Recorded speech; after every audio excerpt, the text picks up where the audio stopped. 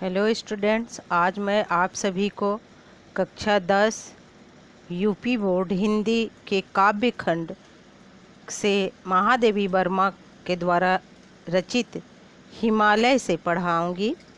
महादेवी वर्मा का जन्म 1907 ईस्वी में उत्तर प्रदेश के फर्रुखाबाद नगर में हुआ था और उस दिन होलिका दहन थी।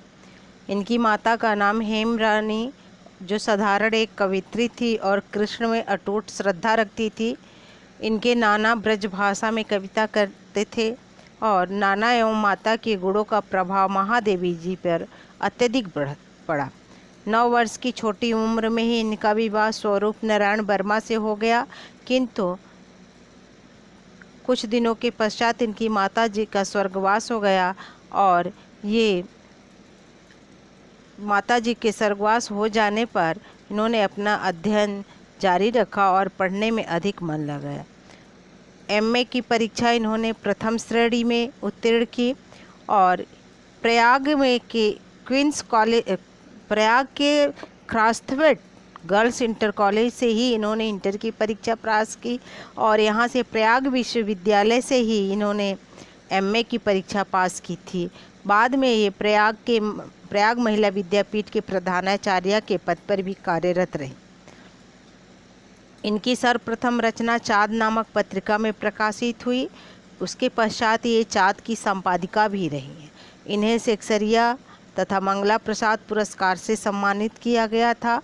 भारत सरकार ने इन्हें पद्म भूषण की उपाधि से भी अलंकृत किया था। सन 1983 ईस्वी में महादेवी जी के काव्य ग्रंथ यामा पर इनको ज्ञानपीठ पुरस्कार प्राप्त हुआ और उसी वर्ष 1983 ईस्वी में ही उत्तर प्रदेश सरकार ने 1 लाख रुपए का भारत भारती पुरस्कार देकर इनकी साहित्यिक सेवाओं का सम्मान किया। इनकी मृत्यु 11 सितंबर 1987 ईस्वी में हो गई और इनकी प्रमुख रचनाएं हैं निहार, रश्मि, नीरजा, शांतिगीत, दीपशिखा। इन्होंने गद्य में भी रचनाएं की हैं।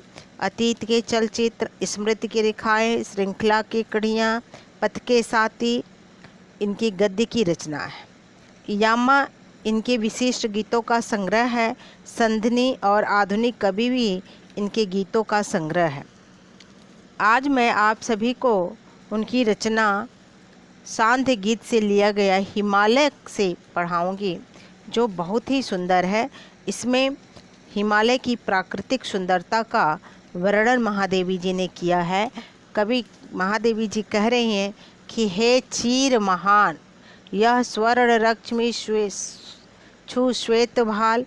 करें कि हे हिमालय, हे चीर महान, हिमालय के लिए कह रही हैं। हे संबोधन का चिन्ह है। करें कि हे हिमालय, तुम क्या हो? चीर महान, तुम सदैव से मान। चीर माने लंबे समय से, जब से तुम्हारा निर्माण हुआ है तब से तुम क्या हो? महान हो। यह स्वर्ण रश्मि छू श्वेत भाल, करें कि तुम्हारा मस्तक जो है बर्फ से ढके हुए, जो तुम्हारे श्वेत मस्तक है, श्वेत भाल, श्वेत माने सफ़ेद, भाल माने होता है मस्तक। तो करें कि जो श्वेत भाल कैसे है, क्योंकि हिमालय पे हमेशा बर्फ से ढका रहता है हिमालय। तो कवित्री वही करें कि जो बर्फ से ढका हुआ तुम्हारा जो श्वेत मस्तक है, जब उसका स्पर्श करके सूर्य की सुनहली किरणें क्या करती हैं? हंसने लगती है। बरसा जाती रंगीन हास, क्या करती है? अपनी रंगीन हंसी बिखेर देती है। सेली बनता है इंद्रधनुष, और कवि कह रहा है कि उस समय ऐसा प्रतीत होता, जब रंग बिरंगा इंद्रधनुष जब निकलता है तो ऐसा लगता है जैसे सेली बनता, सेली माने होता है पगड़ी। ऐसा लगता है कि तुम्हारे शरीर पे जो बर्फ से ढका हुआ श्वेत मस्तक है, उस पे क्या हो गया है? इंद्रधनुषी रंग का पगड़ी बांध दिया गया। परिमल मल मल जाता बतास, और कवित्री कह रही है कि शीतल वायु, बतास माने वायु, शीतल वायु, परिमल मल मल जाता बतास, जो शीतल वायु है तुम्हारे अंगों में, अंग अंग में सुगंधित पदार्थों का लेपन कर देता है। परिमल मने सुगंधित लेप, मल मने मलना, मल जाता बतास। जो हिमालय पर्वत से आने वाले सुगंधित वायु हैं, चलते हैं तो ऐसा लगता है कि वायु तुम्हारे शरीर पे, अंग अंग पर सुगंधित लेप, पदार्थों का लेप लगा जाता है। लेकिन कवियत्री कह रही हैं कि पर रागहीन तू हिम निधान, कह रही कवित्री किंतु हे हिमालय, हिमालय को संबोधित कर, तुम फिर भी क्या हो, रागहीन, प्रेम से हीन हो, अर्थात बैरागी के समान, और क्या हो, उदासीन रहते हो। हिम निधान माने, हिम माने बर्फ, निधान माने खजाना, अर्थात हिमालय। कवियत्री करे कि हे हिमालय, फिर भी तुम क्या हो, बैरागी के समान उदासीन रहते, रागहीन हो, प्रेम तुम्हारे अंदर नहीं, अर्थात तुम्हें किसी से लगाव नहीं रहता। नभ में गर्वित झुकता नसीस, कवित्री कह रही है कि हे हिमालय, नभ में गर्वित झुकता नसीस, कह रही है कि तुम आकाश में हमेशा, नभ नभ मने आकाश, गर्वित झुकता नसीस, तुम आकाश में सिर ऊंचा किए हुए गर्व से सदैव क्या रहते हो, खड़े हुए हो। कभी भी तुम्हारा शीश किसी के सामने झुकता नहीं है, पर अंक लिए है दीन छार। लेकिन कवियत्री कह रहे हैं कि इतने महान हो कि दीनहीन मिट्टी को भी अपनी गोद में लिए हुए हो। अंक मने गोद, छार मने धूल, धूल के कणों को जो टुकड़े टुकड़े छोटे छोटे होते हैं, उनको भी तुम अपने गोद में समाहित कर लेते हो।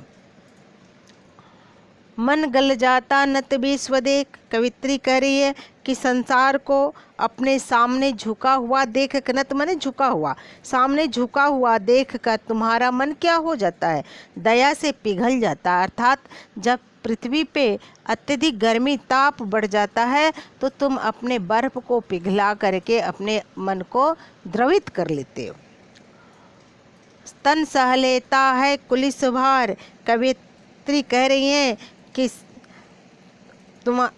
तुम्हारा शरीर कठोर भार को भी, कुलिस मने होता है कठोर, वज्र के समान जो कठोर होता है उसको कुलिस कहते हैं। तो कह रहे हैं कि कुलिस मने वज्र होता है, कह रहे हैं कि तुम्हारा शरीर कठोर भार को भी क्या कर लेता है, सहन कर लेता है।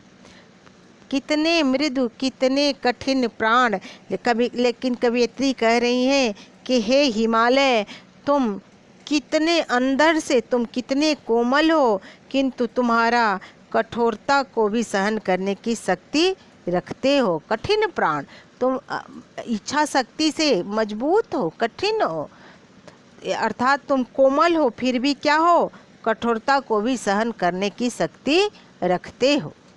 आगे देखिए, बहुत सुंदर है, कह रहा है कवियत्री करे कि टूटी है तेरी कब समाधि, झंझा लौटे सतहार हार।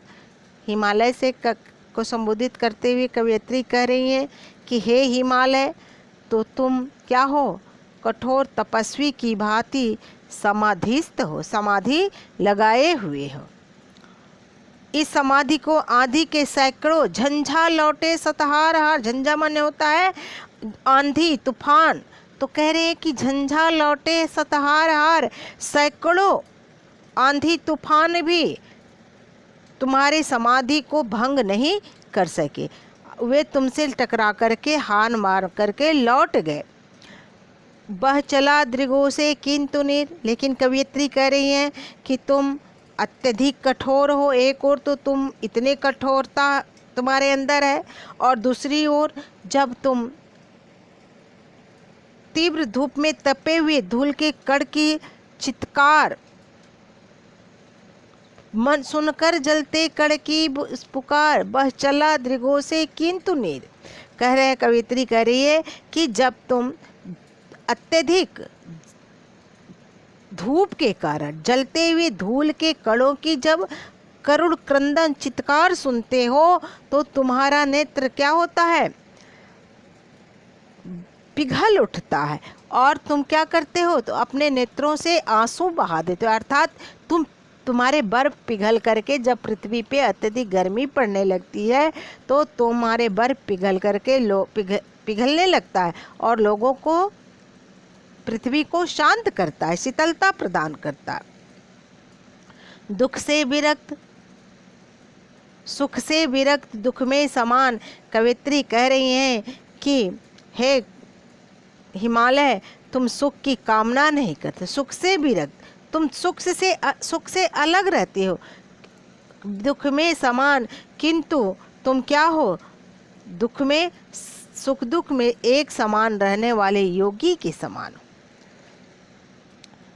मेरे जीवन का आज मुख, कवित्री अपने आप को कह रही हैं कि हे हिमालय, मेरे जीवन का आज मुख, मेरी तो यही कामना है कि मेरे जीवन की मौन भावना, मुख मने चुप रहना, तो कह रहे मेरे जीवन की मौन भावना तेरी छाया से हो मिलाप, तुम्हारी विस्तृत छाया से मिल जाए।